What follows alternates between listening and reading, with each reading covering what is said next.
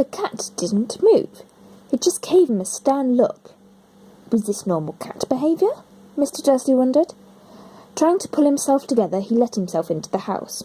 He was still determined not to mention anything to his wife. Mrs. Dursley had had a nice, normal day. She told him over dinner all about Mrs. Nextdoor's problems with her daughter, and how Dudley had learnt a new word. Won't. Mr. Dudley tried to act normally. When Dudley had been put to bed, he went into the living room in time to catch the last report on the evening news. And finally, birdwatchers everywhere have reported that the nation's owls have been behaving very unusually today. Although the owls normally hunt at night and are hardly ever seen in daylight, there have been hundreds of sightings of these birds flying in every direction since sunrise. Experts are unable to explain why the owls have suddenly changed their sleeping pattern. The newscaster allowed himself a grin. Most mysterious. And now, over to Jim Guffin with the weather. Going to be any more showers of owls tonight, Jim? Well, Ted, I don't know about that. It's not only the owls that have been acting oddly today. Viewers, as far apart as Kent, Yorkshire, and Dundee, have been phoning to tell me that instead of rain, I promised yesterday, they've had a downpour of shooting stars.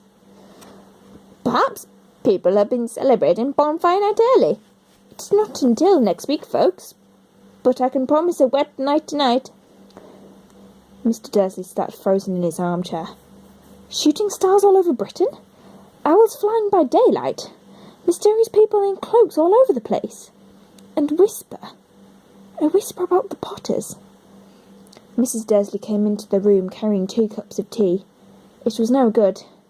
He'd have to say something to her. He cleared his throat nervously.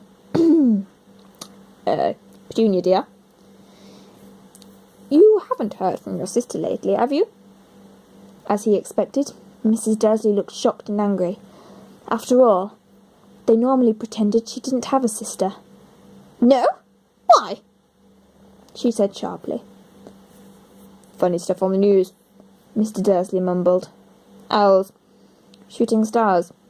And there were a lot of funny-looking people in town today. So? Snapped Mrs. Dursley.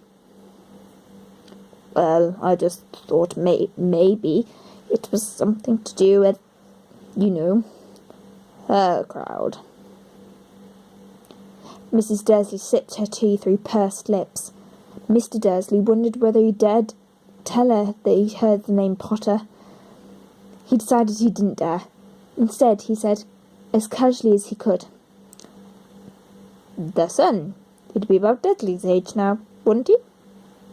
"I suppose so," said Mrs. Dursley stiffly. What was his name again? Howard, wasn't it?" "Harry. Nasty common name, if you ask me." "Oh, yes," said Mr. Dursley, his heart sinking horribly. "Yes, I quite agree." He didn't say another word on the subject as they went upstairs to bed. While Mrs. Dursley was in the bathroom, Mr. Dursley crept to the bedroom window and peered down into the front garden. The cat was still there. It was staring down Privet Drive as though it were waiting for something. Was he imagining things? Could all this have anything to do with the Potters? If it did, if it got out that they were related to a pair of, well, he didn't think he could bear it. The Dursleys got into bed. Mrs. Dursley fell asleep quickly, but Mr. Dursley laid awake, turning it all over in his mind. His last comforting thought before he fell asleep was that even if the Potters were involved, there were no reason for them to come near him. And Mrs. Dursley, the Potters knew very well what he and Petunia thought of them, and their kind. He couldn't see how Petunia could get mixed up in anything that might be going on. He yawned and turned over. It couldn't affect them. How very wrong he was.